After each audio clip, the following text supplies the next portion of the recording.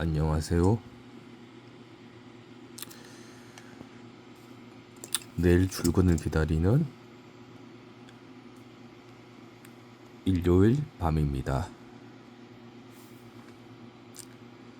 이제 2025년도 며칠 안 남았네요.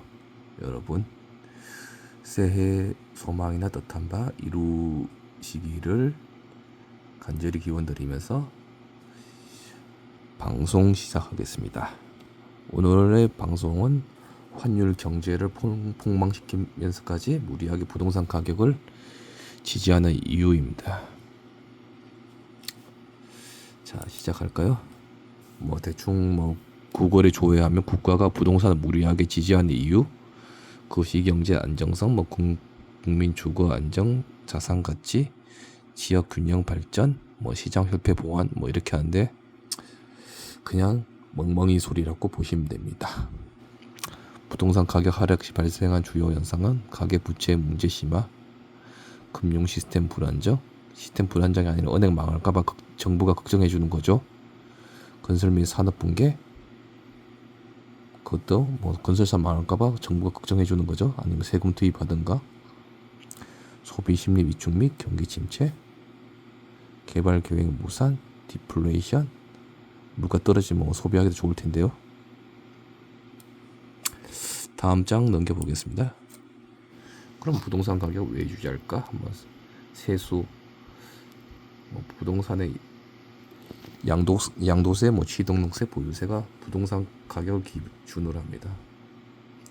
그렇게 세수가 걱정이 되면 부동산 가격은 하락시키면서 공시지가를 현실화시켜야겠죠. 왜 공시지가를 60%만 할까요?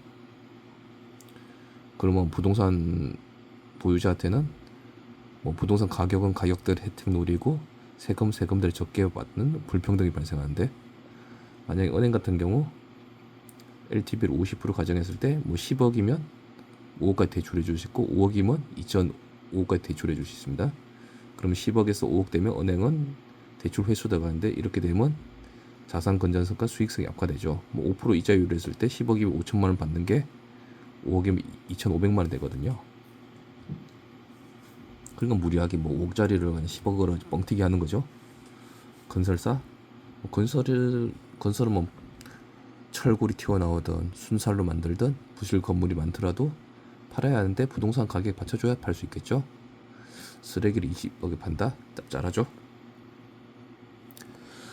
그리고 부동산 가격은 임대료에도 반영됩니다. 그래서 수익 가치를 유지를 하는 건데, 예를 들면 상가 가치가 25억이면 임대료는 1억입니다. 만약에 상가 가치가 12.5억으로 반토막 나면 임대료는 0.5억을 줄죠. 그리고 상가 같은 경우, 상가나 상업용 건물 같은 경우 금리가 2%에서 4%로 올라가게 되면 반토막입니다. 그래서 부동산 가격 유지해서 임대료를 또 유지를 시키면서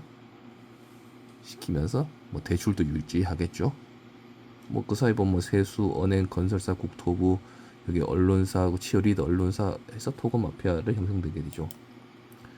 그리고 부동산 가격은 여러 가지가 연결되는데, 실제 한국은행은 물가 관리가 목적이지만 실제는 지금 부동산 가격 관리하는 은행입니다. 돈선 주공 사태에도 볼 수 있다시피 부의 자산 효과도 어느 정도 오를 때는 있지만 너무 지금처럼 심하게 거품이 끼게 되면 한계 부딪힙니다.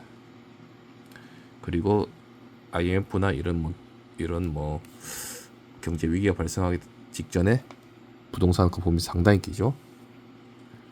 메커니즘을 살펴보면 임대료는 상승은 재화 서비스에 반영되고, 그러니까 메뉴 파는 가격이 오르죠. 그러면 수요가 축소돼서 경영이 나빠지면 결국은 상가는 폐업하게 되고 공실이 됩니다. 그럼 고용도 축소되고 결국은 또 내수 침체되고, 이게 또 악순환을 하게 되죠. 가정의 이자 부담, 가처분 소득이 감소됩니다. 그럼 결국 소비 축소되죠. 그럼 노후에는 돈 없는 부자도 양산되겠죠. 마지막으로 한번 볼까요?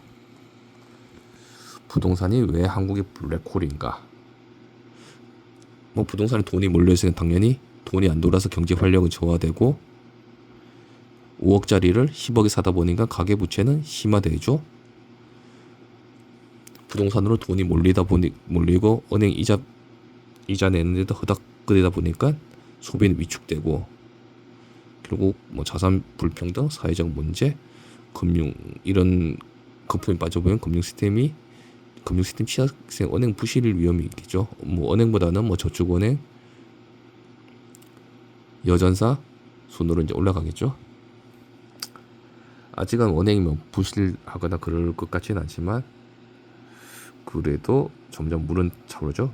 그럼 결국은 모든 돈은 땅속에 1억이 될 것을 뭐 3, 4억 대출하게 되면 연 1, 2천만 원 이자를 더 내게 되는데 그러면 월 80에서 1,700만 원이 은행 수익으로 들어갑니다. 그렇게 되면 이자만큼 월 80에서 170만 원 이렇게 들어가게 되면 결국에는 그만큼 돈을 못 쓰게 되는 거죠. 여행도 못 가게 되고 캠핑도 못 하고 펜션도 못 가고 그러면 이자만큼 가처분 소득이 감소되고 그만큼 소비를 못 합니다. 그럼 소비를 못 하게 한 사람이 소비를 못 하게 되지만 전 국민이 이를 못 하게 되면 그것이 경제적으로 내수 침체가 옵니다. 그리고 거품이 낀 만큼 예를 들면 1억짜리 실제 가치 1억을 뭐 2억 대출했다 하면 1억이 거품이 돼 그만큼 자산 건전성이 악화되고 현재는 PF 후치 대출이나 뭐 자산 건전성 허위 평가로 뭐 연장을 했지만 언젠가는 어느 임기치에 이르게 되면 거품이 빠지면서 이런 국민 경제, 가계 부채, 소비, 금융 시스템에 영향을 미칩니다. 결국에는 근본적인 구조조정 같은 근본적인 처방보다는 대충 뭐 금리 낮추고 유동성 풀어서 거품만 키우다가 더 큰 경제 위기를 닥치게 되는 거죠. 2025년을 얼마 남지 않았는데 왜 정부나 은행, 건설사, 토건 마피아 등이 왜 부동산 가격을 무리하게 유지하는지에 대해서 살펴봤습니다.